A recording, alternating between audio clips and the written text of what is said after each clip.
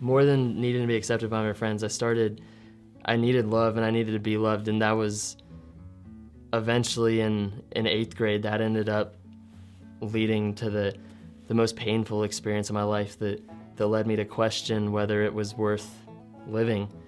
Well, as much as I'd like to think that I influence my peers and that's it, they influence me too. It's just part of the deal when you hang out with friends.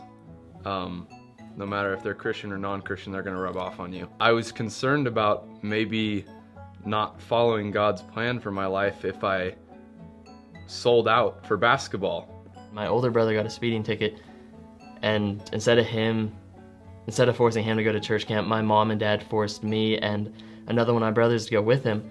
And it was the last thing we wanted to do. We dreaded the idea of going to church camp of all things, but it wasn't what we expected. There was all kinds of things we could do, from like all the ropes course, and the rafting was really fun, but what really hit me more than anything else was actually the sermons. I never thought it would, but it really struck me that just that summer at camp, and it was really life-changing. That was what planted the seed of my faith and led me to where I am today. And what I realized was selling out for basketball didn't really mean selling out for basketball. I was able to sell out for God in the arena of basketball. When you just walk with Christ, He's able to live through you and show others His love through you.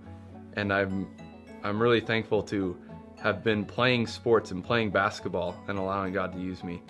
My music interest really changed. I always loved rap, but now my music had changed into Christian hip-hop, and I started listening to a particular group whose lyrics taught me that my worth is in Christ and not other people's opinions, and that's really helped me to ignore what other people think, and it's given me a new freedom.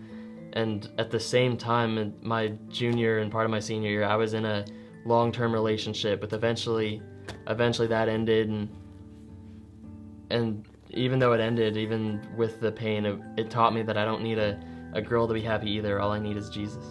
I'd say no matter how I feel on day-to-day basis, it doesn't affect God's love, God's plan, His sovereignty. So my feelings are really secondary to my faith and, I guess, trusting in God now, because He's just been so solid and present in my life, and I'm thankful for that.